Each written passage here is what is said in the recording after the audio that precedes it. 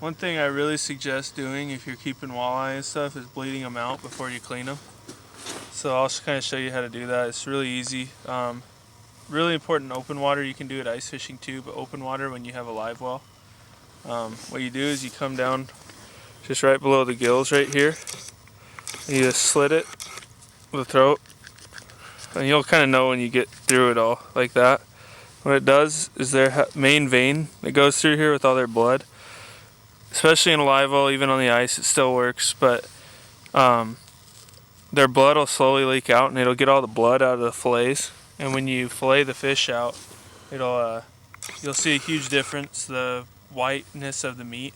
Earlier I said we bled out these fish before while we were still out on the ice. Make sure their fillets are pretty clean. I'll show you real quick how I fillet them, just with the electric knife plugged into a wall outlet. You go right behind here, down, kind of turn your knife.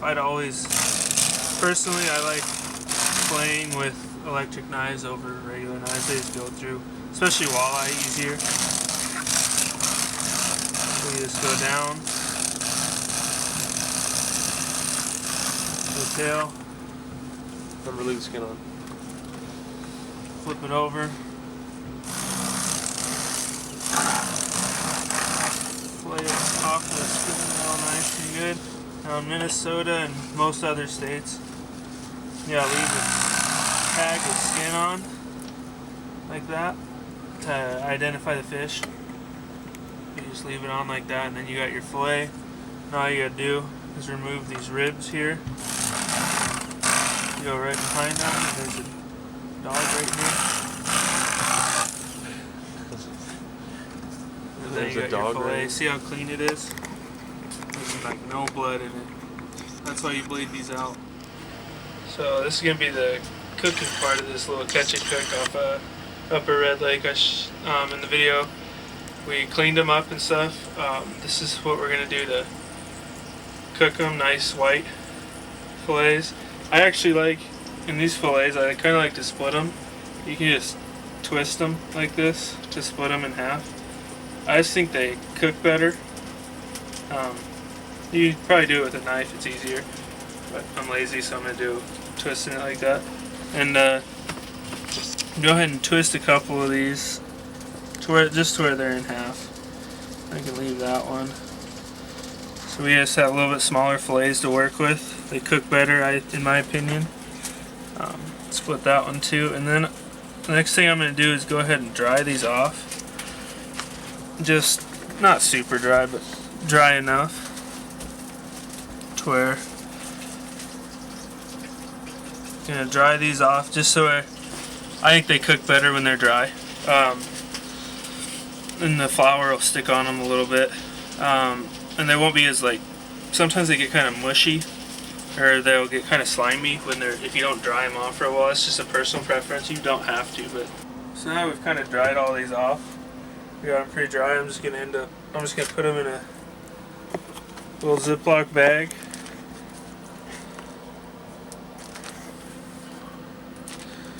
It just makes things easier to mix up and coat. A lot of people and most of the time I actually fry them just with the eggs or something and some type of fish fry. But this is actually a really good way to do it. All you do is take a couple, 4 or 5 spoonfuls of flour, make sure we have enough in there. Can't really have too much, they're going to get coated anyways. Do one more. Maybe one. Okay, so after we have the flour in there, I'm just going to take Lowry seasoning salt. That's basically all we have, that and pepper. Put a very healthy amount in there. Just go ahead and season them, right? Maybe a little more. Pretty healthy amount. And now I'm going to do the same thing with the pepper. Not as much obviously, but good healthy amount. Go ahead and zip it up. I'm just going to shake it around to where they're all coated. You can see it's kind of how evenly they get coated. Make sure they're all coated real good. Then we're gonna heat up some oil in a pan. Just toss them right in. Fry them up that way with just a little bit of oil in. And it usually only takes 3-4 minutes to really get them real nice and crisp and cooked. They're pretty thin, good fillets. So.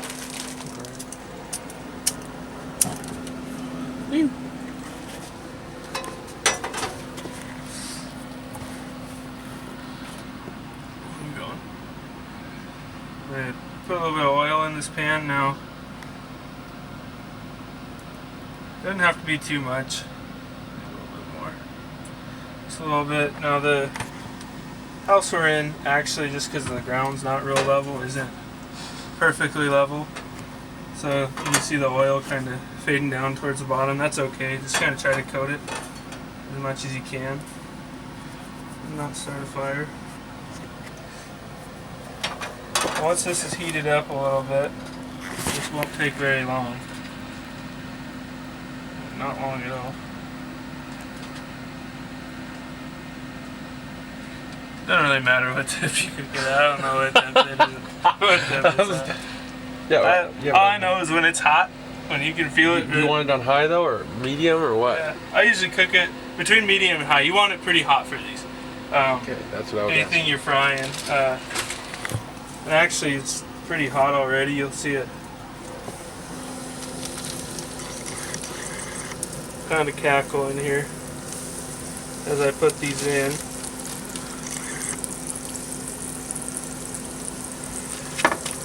I'm just going to use tongs to kind of make sure they're flat in here. And kind of move the oil around to where each one gets some oil. But you can see they're cooking pretty good. I'm actually going to throw a little extra Lowry's on them. Never go wrong with a little more with these when you're doing it this way, just because you don't have a lot of seasoning like you do in like breadcrumbs or any type of other thing, fish fry, normal fish fries you're gonna do them in. I like to do it this way sometimes because it's just a lot less messy. It's a lot quicker and easier to do than having to do battering them and everything, and doing it that way and deep frying them.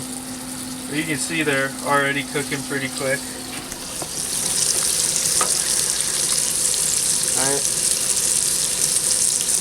I'll sit in here for a minute or two and then I'll roll them over.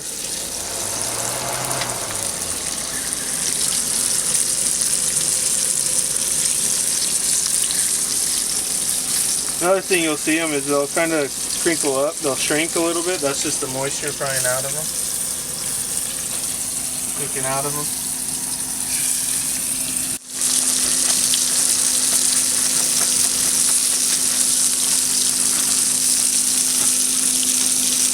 Gonna go ahead and flip these. You can kind of see how this one side's kind of turning this golden brown if I can flip it. Alright, work a little bit hard, these other sides. You know they're going to be crispy. Now I'm just going to give this other side about a minute longer because I'd already flipped them once just to get some more seasoning on them. And you see it's going to be, I can feel it with the tongs, it's already going to be crispy. You can see this.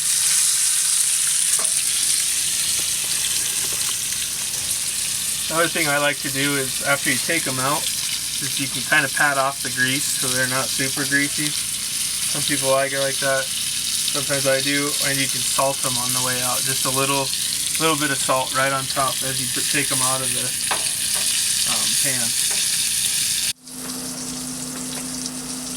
You can go ahead and try these out. Break it open right there. Still pretty hot. Now usually I do tartar sauce, but we actually don't have any tartar sauce or anything to make it with, so I'm going to go old-fashioned ketchup. Pretty good.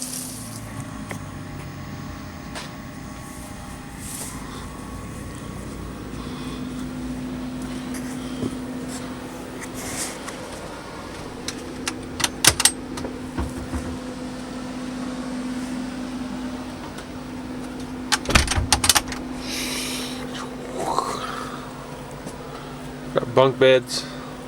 There's 4 beds total. This one's the toy hauler. I think they called it toy haul. What's it called? The ice castle. Yeah, ice castle. You got the rattle reels so you can fish while you're sleeping.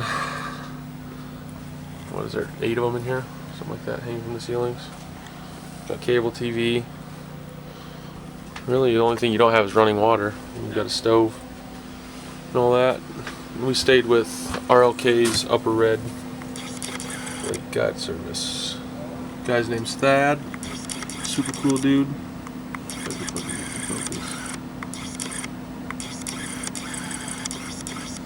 Fuck's sake.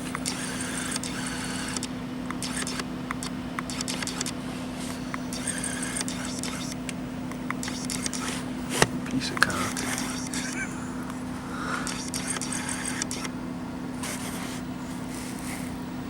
Thad Lambert. Give him a shout. We'll post his number and his website in the link below the video. Gave us actually a super cheap deal. Yeah, super cheap deal, pretty good. He's Onshore rental is $100 a night. Talk about what the onshore rental is. Yeah, Like what? The onshore rental is basically before the ice gets better out there until they start moving these ice castles out onto the lake. You can pay a discounted fee, which we did $100 a night. Basically stay on shore, it's like a camper. We're like a couple hundred yards from the lake, drive right out there. Thad actually let us use his Ranger 2 of the 3 days. Could have used it the first day, but we chose to walk because we're stupid. But he let us use it for like, pro bono. Like really cool dude. Definitely suggest him. Good rates. He'll take care of you. Best thing about it is that we got a damn heater. That thing stays running all day. You come back in here and it's Nice 80 and warm. degrees coming from outside, and it's been 25 all day. Like once they'll start moving the ice castles out here this week, probably you get to actually stay on the ice, so you're fishing 24/7. You can see these little hole covers here. All these dudes, they pop out, so you can drill a hole there. And you're fishing. You got these rattle reels. They make sound if the fish takes it. It's like a tip up, but they make sound. So if you're sleeping in here, you can have them down 24/7. They're all over the floor. I think there's 4 or 6 of them.